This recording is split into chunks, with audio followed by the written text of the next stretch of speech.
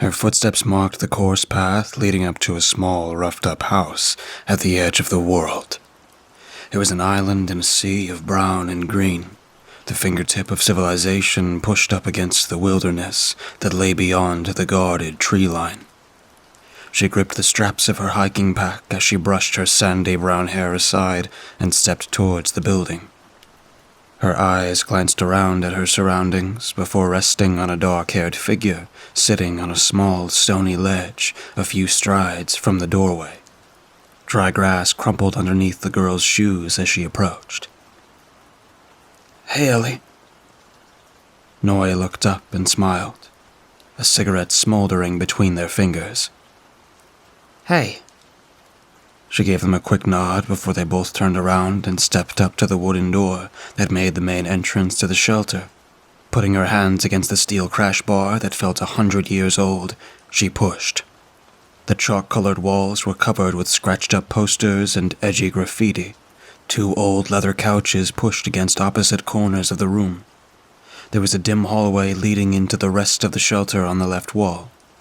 A small table with half-full bottles stood at the center of the room, one of them tipping over and rolling precariously towards the edge of the table as the remainder of its contents dripped onto the floor. Cavetown blasted softly from a speaker in the crowd of glass. On the couch next to Ellie was a chocolate-haired girl in a red sweater trying to put her contacts on. A pair of twin siblings on the couch opposite her, annoying each other while they played their Switch. A boy in a gray hoodie was lying on the floor next to the table. "Oh, look who's finally here," Kim said. Ellie smirked and threw her pack into the couch next to her, startling the other girls as she was about to put in her contact lens. "Well, screw you too," Ellie replied. "What's up, Ash?"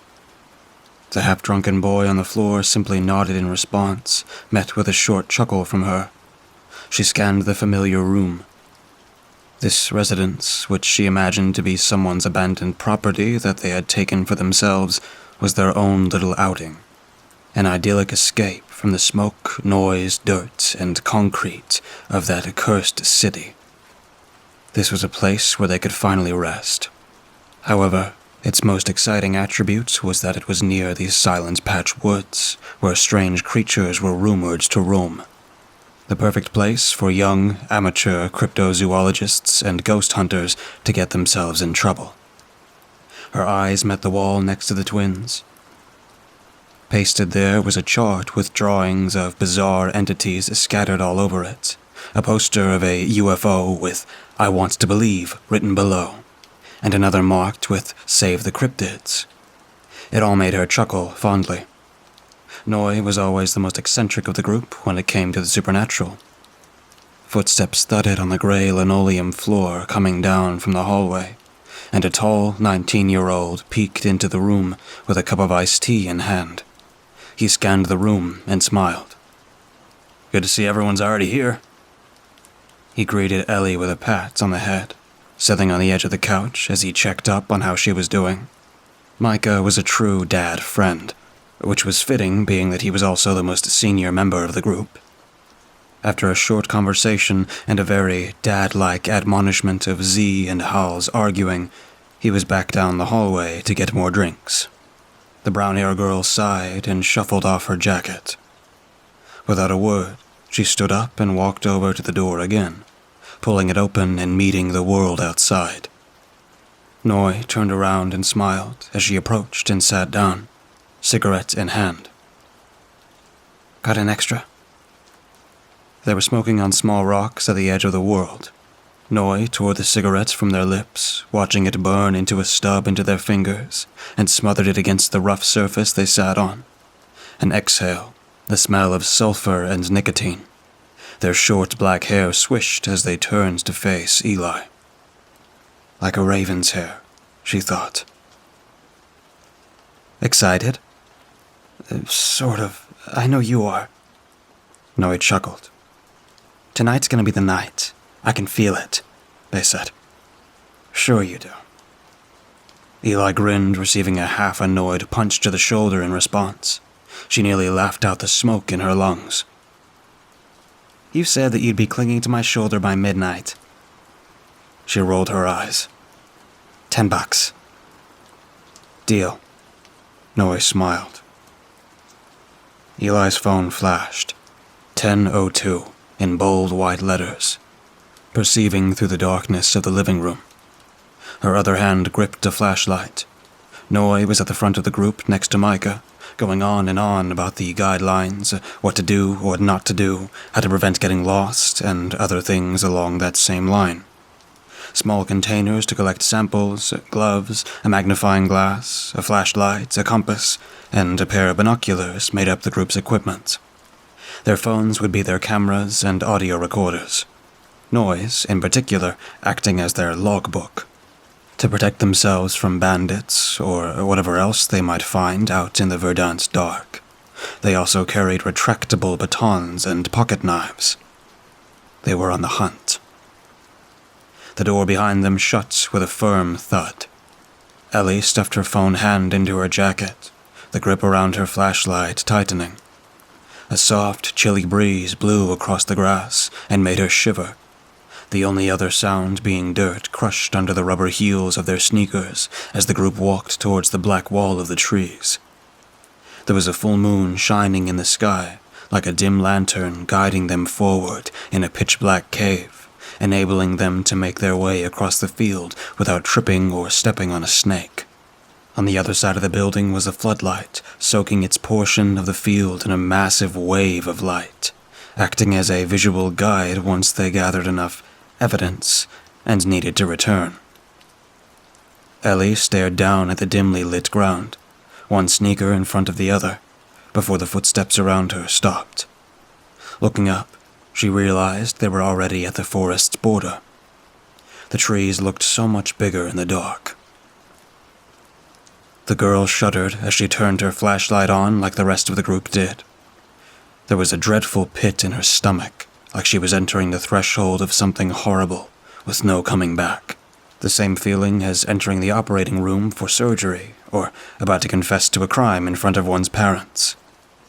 She felt like she was trespassing on a forbidden or sacred area, breaking into an abandoned church and trampling on its nave.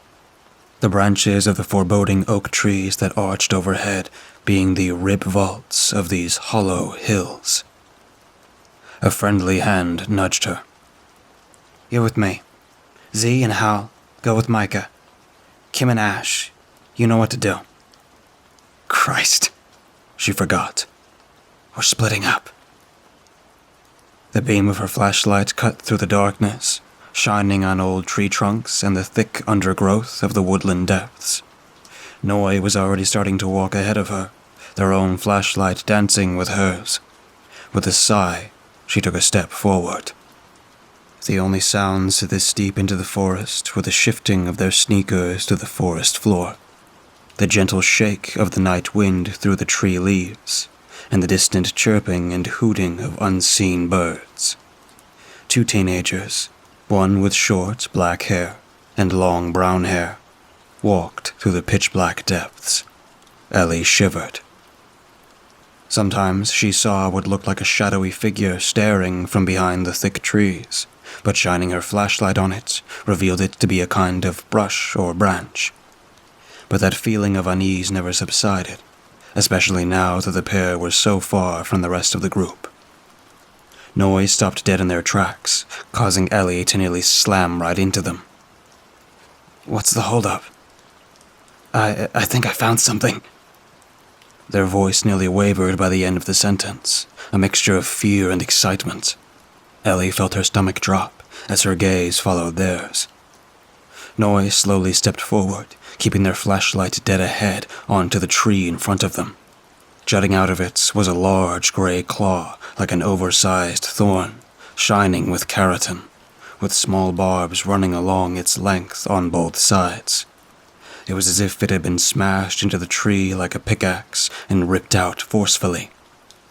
Following its angle was a gash in the tree trunk that exposed the raw heartwood beneath, the shriveled pieces of bark rotting around the roots, planted in the ground. Oh my God, Ellie sputtered. Keep your light on, She did as they asked, illuminating the wounded plant as Noi fumbled around to put their glove on. They slowly approached the tree, stepping on the ancient roots and tightly gripping the claw's base. One forceful pull freed the alien talon from its prison of wood with a small pop noise. The pair stared in shock at it, its features reminding her of shark teeth that wildlife experts would wave around on TV all the time, or a fossilized tooth in a dinosaur documentary. But she was sure it didn't belong to either of those. Looks like it's been here a few weeks. That's my guess, at least. That doesn't make it any less creepy. Noi looked up at her, brown eyes peering from under her black cap. They slowly chuckled in disbelief. I told you tonight was the night. They turned to look at the tree again, the beam of their light dancing across the forest floor for a moment as they did. Noi stuffed the claw into her pack before having a double take. Something in the corner of her eye. Their flashlight flicked from the bark down to the earth again, and their eyes widened into saucers. Oh my God. Ellie walked over to look. What is it? Imprinted onto the soil was a set of massive footprints leading into the darkness beyond. Noi looked back with a dumbfounded smile. Ellie didn't even resist when they grabbed her wrist and pulled her further into the dense woodland, knowing there would be no stopping her excited companion with such a discovery. It was better to go in together, rather than risk Noi prancing around giddily in the area farthest from civilization that they had ever known without being supervised. The brown-haired girl sighed and let her legs carry her forward. If we get eaten alive by a Bigfoot out here, it'll be your fault. Don't worry, Bigfoot doesn't have claws like that. She scoffed. Noi's capacity for humor in this situation was borderline annoying. I'll keep my $10, by the way, came her reply. The pair walked slowly, following the trail of strange footprints on the ground. It didn't look like any animal footprint Ellie was familiar with. Certainly not a wolf's or bear's, judging from the pronged shape. Her companion took a photo of the tracks on their phone, zooming in on the image and seemingly pondering over it for a few moments, her flashlight staying trained on the ground, illuminating the edges of the fresh tracks. It looks like a fly's footstep. A fly's? Yeah, or something like that. How do you know? A few months ago, Mom baked cupcakes for me, and a fly walked all over it while it was cooling. It looked kind of similar. So, Mothman, Ellie half-jokingly suggested. Noi chuckled. I don't think the Mothman has giant insect legs. The conversation helped soothe her nerves as the two continued their way through the thick undergrowth. A loose bush or root brushing against her calf occasionally startled her, and her hand still nervously twitched the flashlight around to invisible shadows in the dark. But at least she wasn't alone. At least it wasn't too quiet. Ellie's feet were starting to burn, the sneakers on them more suitable to the streets of the inner city she lived in, rather than the great outdoors. She reached into her jacket and pulled out her phone, giving a quick press to the side button. 12:37 a.m. They had been walking for almost 2 hours now. She reached forwards to give a tap to Noi's shoulders and asked if they could have a break. But as she did, they stopped dead in their tracks again and threw an arm back, colliding with her own and nearly making her smack herself in the face. Hey, next time watch... Look. Ellie stepped to the side, a slightly annoyed expression on her face as she peered over. What she saw made her heart sink into her stomach. She had trembled and nearly dropped the flashlight. The tracks ended at the foot of the tree. One of its branches had been violently ripped off. There was a strange, dark-colored resin splattered on the trunk, which shined as the light passed over them. We should get a sample of that. I'll take care of it, Ellie replied. The girl took a small glass vial out and stepped up to the tree, lining up the rim with the resin. It was a viscous mix of black and dark red, taking a few hard shakes to get it to the bottom of the container. Even then, it was too little to be of much use, so she decided to take a little more. She stepped forward, getting a closer look at the trunk. Something snagged on her shin and snapped. Ellie, look out! She turned, hearing something swish from the branches. A gray blur. Then cold. Her eyes slowly opened, taking in the world above. A pitch-black mass of branches and leaves with a few specks of moonlight punching through. She blinked. It felt like her head had been smashed with a sledgehammer, the juices in her brain swirling around like a whirlpool. It hurt like hell to even think. Strangely, her head and shoulders were resting on something warm, although her elbows were dug into the dirt. Fighting through the terrible throbbing, she leaned forward ever so slightly and attempted to view her surroundings. Oh my God, Ellie's thoughts screamed through the pain. Oh my God. It looked like a branch at first, but hanging from the top of a nearby tree was unmistakably an angular, mantis-like limb, serrated with black, barbed claws. She squinted. There were two of them, hanging down from a long branch, leading up to an alien mouth of knife-like teeth that vaguely dripped with some sort of shiny liquid, attached to a gray, bug-like body with a plated exoskeleton glinting in the moonlight. Two hidden arms tightly gripped the branch it was perched on top of. 4 hairy legs ended in padded and thorned feet, which buried themselves into other branches and stabilized the creature. Ellie's eyes welled up with tears as her blood went ice cold. The monstrous entity turned and stared at the 3 next to it with 2 soulless, pit-like eyes, and reached out with a long, vaguely humanoid arm. The ash-gray skin of its hands were stretched like saran wrap over its decrepit bones and joints, its inhumanly long arms snaking over and gripping the branch of a nearby tree. In the blink of an eye, the creature had jumped onto the branch. Ellie wanted to scream, but a firm hand clapped over her mouth. Her eyes met Noy's as she looked up and realized that she was lying in their lap. They put a trembling finger to their lips, their eyes welling up. The two stayed there in the darkness for what seemed like an eternity, their black jackets draped over them as camouflage. The brown-haired girl breathed into her friend's palm and clapped her eyes shut, trying to calm herself. Her lower leg dug uncomfortably into the thick roots of the tree they were next to. The moist soil stained her bare arms. God, her head hurt.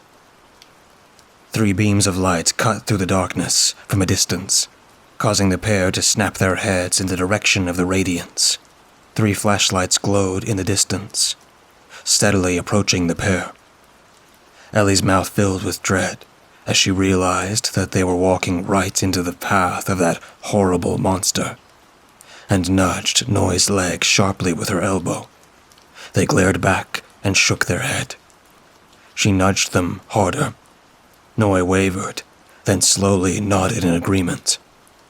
They wouldn't just let them take their friends.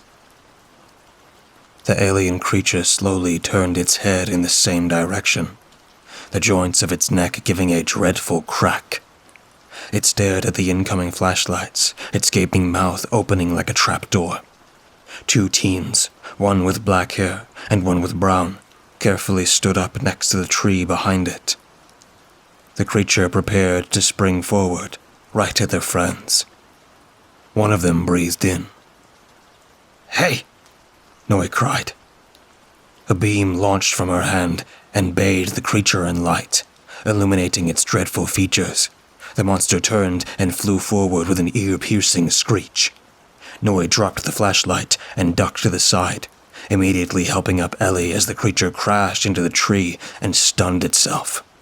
The two began sprinting as fast as they could into the pitch-black depths of the forest, their legs burning with pain as they passed tree after tree, their own tears streaming behind them and dribbling on their clothes. Although the shouts of their friends pursued them some distance behind, they had no choice but to run until their muscles felt like they would tear themselves off at any moment. Further and further into the darkness, their panting became strained and heavy, taking in desperate breaths of humid air with flushing faces. Ellie's heart was a war drum thumping in her chest, which itself felt like it was on fire. "Wait, Ellie, stop!" Noi jumped forward and wrapped their arms around her waist in a futile attempt to stop her. Her legs twisted, stumbling over her friend's arms. The earth disappeared underneath her feet. The pair came tumbling forward, both screaming in terror as the darkness enveloped them in a prison of dirt and wood. They fell down into the earth. Her eyelids parted, her cheek burned. It smelled like iron. Ellie felt at her head, picking a twig from her hair and wiping something wet from her face. She looked down at her stained palm. Blood. Her breathing was surprisingly steady despite the bleeding and the shock of the fall. Her gaze turned forward. Lying a few feet in front of her was Noi, groaning quietly.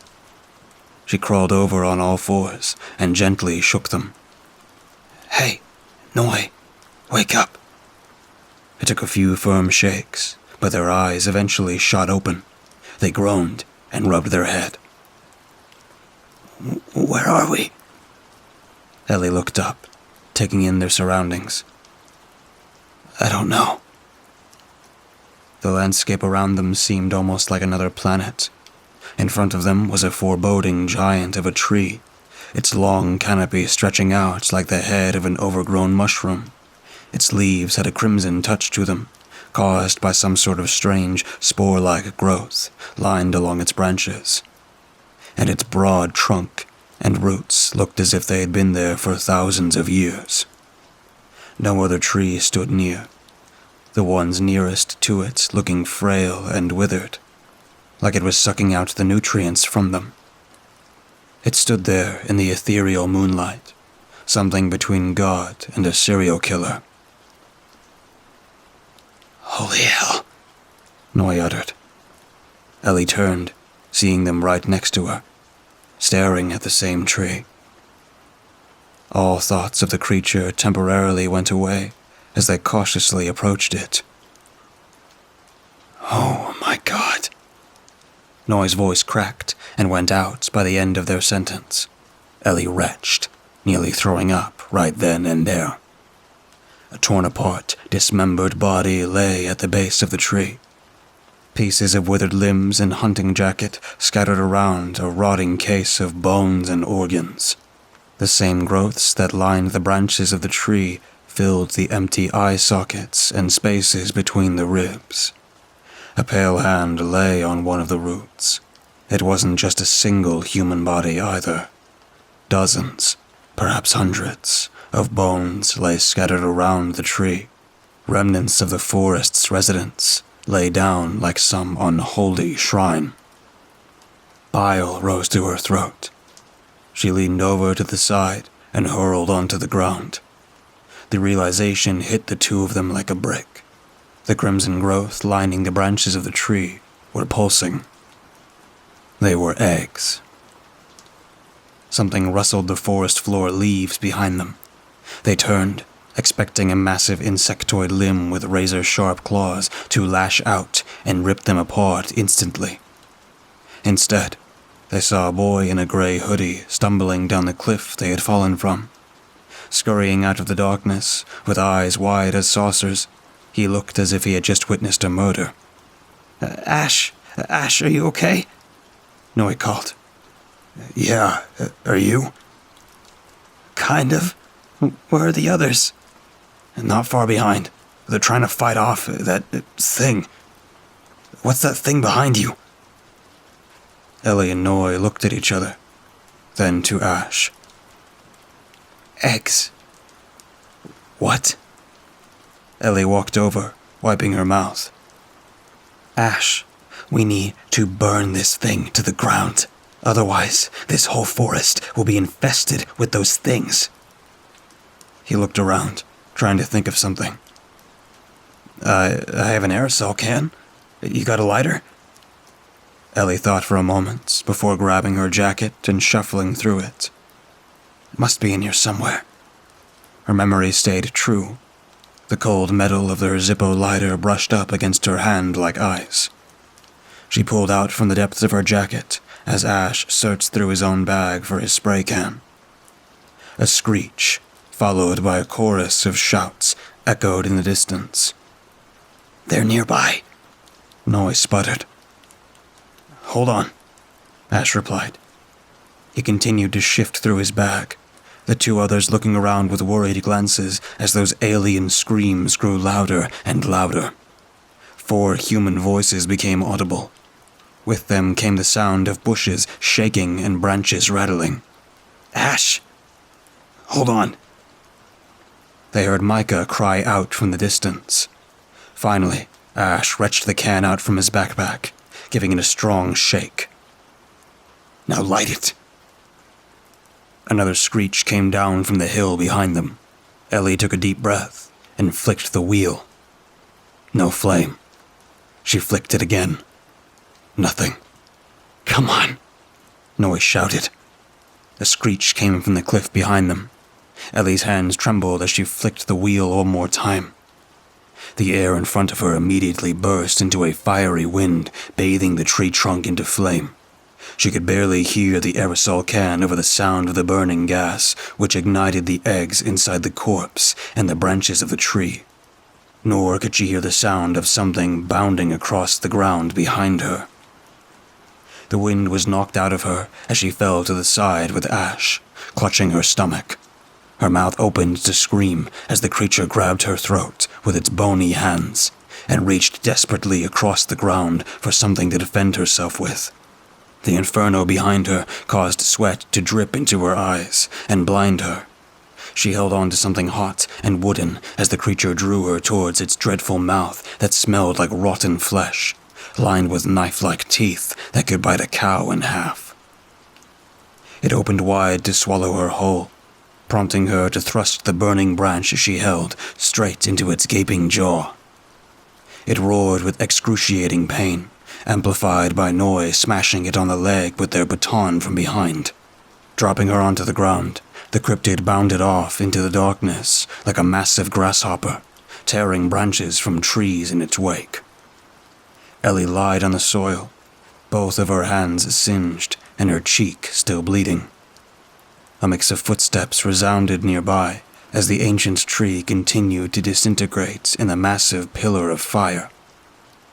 Adrenaline still pumped through her veins and stress still crowded her mind, but her body was a broken machine that could continue no longer. Her eyes began to shut. Right before she passed out, someone with short, black hair lifted her onto their shoulders. The two stared at the tree line in the distance, the warm breeze blowing through their hair. Ellie's fingers traced the surface of the ledge they sat on, the same one they sat on 2 days ago. Noe looked at her. Your cheek doing all right? Yeah. She traced the band-aid covering the cut. There was another one patching the wound she received from the cinder block trap that first knocked her out. My legs still hurt like hell, though, she continued. Miraculously, all 7 of them had come back alive from the expedition, wounded to various degrees, but alive. Plus, more of them also managed to bring back evidence of the creature's existence, which would definitely get them a lot of money from other curious investigators once they returned to this city. Same here. At least the others are doing fine. Micah's gash is starting to heal. Oh, I can't wait to come back home and have to explain to my mom how I got so messed up. Noy snickered. Good luck. You'll need it. There was a short silence as the morning birds chirped from afar. You owe me $10 now, by the way. Ellie scoffed. I was asleep. That's unfair. Rules are rules. She smiled, her gaze fixed once more at the trees across the field. She was sure of it. There was far more lurking in the depths of that ancient forest than what they encountered that night. Although they managed to destroy the eggs, the beast itself was still out there, waiting for them. For now, though, she laid back on the rock and relaxed. They could return to the forest's depths another time.